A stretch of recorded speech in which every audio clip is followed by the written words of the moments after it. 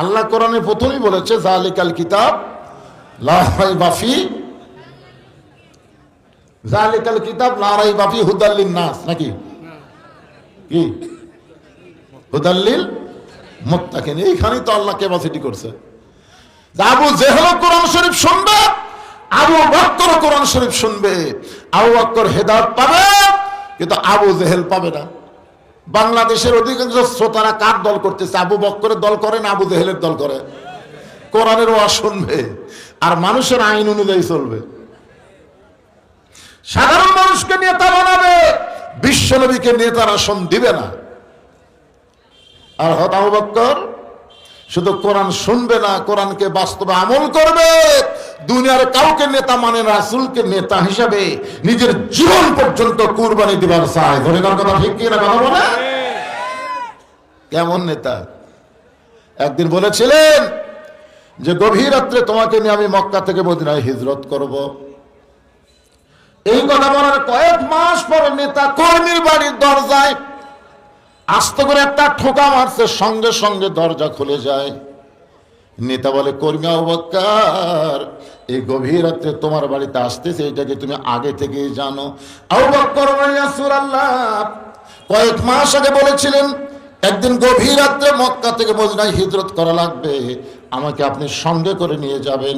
সেদিন থেকে আজ পর্যন্ত কোন রাত্রিবেলা ঘুমাইনি, বরং সারা রাত আমি দরজার পাশে দাঁড়িয়েছিলাম। কেমন নেতা, কেমন কর্মী! হ্যাঁ, একটু মনোযোগ দিয়ে শুনবেন। আল্লাহর নবী আবু জেহেল কোরআন শুনছে, আবু বকর কোরআন শুনছে, কিন্তু একজন সামিনা ওয়া তাআনা শুনেছে শুধু শোনার জন্য না, এটা বাস্তব জীবনে গ্রহণ করার জন্য। আর আবু জেহেল খালি শুনেছে কি জন্য? কি জন্য শুনছে? সকালবেলা সে বলেনি এত সুন্দর কোরআনের বাণী, রাতটা কোন দিক দিয়ে গেল আমি বুঝবারই পারিনি। আবু সুফিয়ান বলে, নেতা, যেই কোরআন শুনতে রাত কোন দিক দিয়ে যায় বোঝা যায় না, সেই কোরআন ধরলে অসুবিধা কি? আবু জেহেল বলতেছে, কোরআন ধরলে তোর আমার নেতৃত্ব চলবি না, আসল নেতা হয়ে যাবে আব্দুল্লাহর এতিম পোলা। আজকেও বাংলাদেশে আবু জেহেল মার্কা দল যারা করে, তারা অন্য মানুষের নেতৃত্ব গ্রহণ করবে, বিশ্ব নেতার নেতৃত্ব গ্রহণ করবে না। আল্লাহর কোরআনকে তারা সব জায়গায় পছন্দ করবে না। ধরে কোন কথা ঠিক না? মানুষ মরে গেলে কোরআন খতম দেবে, কোরআন পড়ে দোয়া করবে, এগুলো তারা পছন্দ করবে। কিন্তু কোরআন সংসদে যাবে, যেই স্লোগান দেবেন আল কোরআনের আলো সংসদে জ্বালো, তখন কলজার মধ্যে আগুন ধরবি। কে? সংসদে তো কোরআন চলবে না, সংসদে কোরআন পড়া চলবে। একজন কারি এসে সংসদ শুরুর আগে কোরআন তেলাওয়াত করে চলে যাবে, বুঝলেন না? ওই দুই নামাজের মতন, যে নামাজে আসরের নামাজ পড়ে জমি ধান দেখবার গেছে, যায় দেখে ওপর জমির পানি চলমল করতেছে, নিচে আর জমির পানি নাই। তখন চারিদিকে তাকায় দেখে কোনো মানুষজন নাই, আস্তে করে বসে বিসমিল্লাহ কয়ে আল কাটছে। তোর এখন কি কয়ে? আচ্ছা, বিসমিল্লাহ কয়ে কার আল কাটছে? কথা কর না কেন? উপরের পানির জমির আল কাটছে, বিসমিল্লাহ কয়ে। আপনার কোন তো সব জায়গাতে বিসমিল্লাহ কওয়া যাবে, কিন্তু ওরা জানে যে বিসমিল্লাহ কলি কাম হয়ে যাবে। বিসমিল্লাহির রহমানির রহিম কে আল কাটছে, কেটে ওই পানি দিয়ে হাত ধুয়ে দাঁড়ায় আসার দিকে তাকায় বলতেছে আলহামদুলিল্লাহ। কেউ দেখেনি। আপনারা বলেন তো, শুরুতে বিসমিল্লাহ, শেষে আলহামদুলিল্লাহ আছে, কিন্তু মাঝখানে কামটা কি করছে? এ কথা বল না কেন? বাংলাদেশের কোন বিসমিল্লাহ করে শুরু করলে হবে না, আলহামদুলিল্লাহ বলে শেষ করলে হবে না, মাঝখানে কামটা কি করলে আগে সেটা দেখা লাগবে। ধরে কথা ঠিক কি না? আপনারা কি এরকম বিসমিল্লাহ দিয়ে শুরু করবেন নাকি? আলকাটা একটু মনোযোগ দিয়ে শুনতে হবে। যেই কোরআনের মধ্যে কোনো সন্দেহ নাই, যেই কোরআনের মধ্যে কোনো ধোঁকা নাই, যেই কোরআনের মধ্যে কোনো গোঁজামিল, সবাই বলবেন আছে নাকি? আচ্ছা, বর্তমানে যে সংবিধানটি আমাদের বাংলাদেশ চলতেছে, এই সংবিধানের মধ্যে সন্দেহ নাই? তো সবাই বলতেছেন না কেন? সন্দেহ, গোঁজামিল, তারপরে ভুল।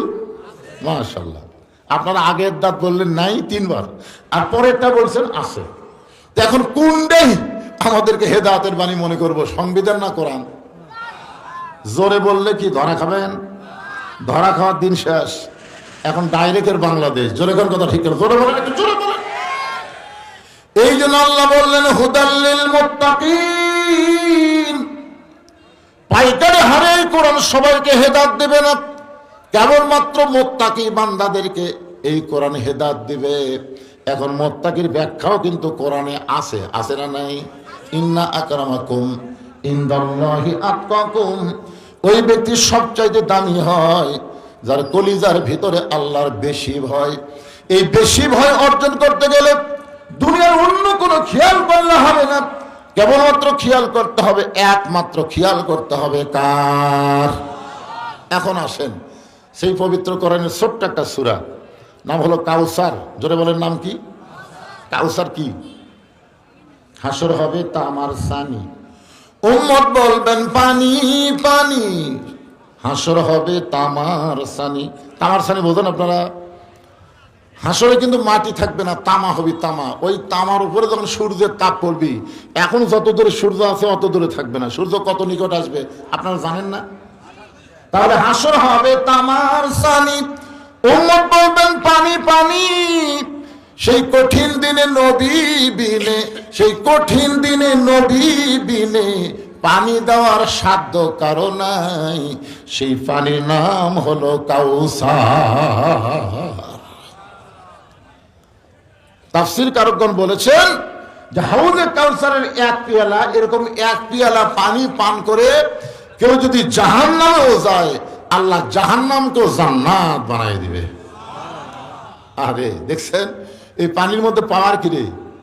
যে পানি শরীরের মধ্যে থাকলে ওই শরীরের জন্য আল্লাহ জাহান্নাম এরকম হারাম করে দিবে। আপনারা বলেন তো হাউজে কাউসারের মালিক আল্লাহ কাকে বানাবে? আমাদের নবীকে। আমাদের নবীকে বলতে কি হয়? অন্য কোন নবীর চান্স আছে? হাউজে কাউসার আল্লাহ কাকে দিবেন? আমাদের নবীকে দিবেন। তাহলে আমরা কার উম্মত? সেই নবীর উম্মত। আমাদের কোন টেনশন আছে? খালি এক গ্লাস পানি খামো, আল্লাহ যেটি দেই দিক। যদি জাহান্নাম মধ্যে চলে যাচ্ছি, কাউসার ভিতর থাকলে আল্লাহ জাহান্নামকে জান্নাত বানাই দিবে। সুবহানাল্লাহ বলে। সাহাবীরা বললেন, ইয়া রাসূলুল্লাহ, আপনার হাতে হাউজে কাউসার থাকবে, পাইকারি হারে সবাই যদি হাউজে কাউসারের পানি পান করতে চায়, আপনি সবাইকে পান করাবেন। রাসূল বললেন, ফাসাল্লি রাব্বিকা ওয়ানহার। দুইটা আমল যাদের মধ্যে থাকবে, একটা হলো নামাজ, একটা হলো কুরবানি। এই দুইটা আমল যারা করবে তারাই পান করবে হাউজে কাউসারের পানি। এক নম্বরের নাম কি? সবাই বলা লাগবে। আপনারা কি এশা নামাজ পড়েনি নাকি? পড়ছেন? তাহলে জোরে বলতে, নামাজ জোরে বলতে অসুবিধা কি? কারণ বেনামাজীদের কাছে নামাজের ওয়াজ খারাপ লাগে। জোরে কোন কথা ঠিক কিনা? কিন্তু আপনারা নামাজি, আপনাদের কাছে তো নামাজের ওয়াজ খারাপ লাগার কথা না। এখানে দুইটা বিষয় বলা হয়েছে, একটা হলো নামাজ, একটা হলো কুরবানি। এই দুইটা আমল যারা করবে তারাই পান করবে হাউজে কাউসারের পানি। এই মাইকলা ভাই দেখেন তো জনগণ ঠিক মতো আমার কথা শুনবার পাচ্ছে কিনা? আপনারা কি আমার কথা শুনবার পাচ্ছেন? বুঝবার পারতেছেন? রিপ্লাই আসে না কেন? হোহা করেন না কেন? এই জন্যই তো মাগরিবের মাহফিলই ভালো। রাত বেশি হচ্ছে, ঠান্ডা লাগতেছে, নিজে খেয়াল দেয়নি, এখন একজনকে ঠান্ডা লাগতেছে। হুজুর কি করবেন এখন? আল্লাহ আজকে কাউসারের তাফসীর শুনতে গিয়ে যারা ঠান্ডা লাগবে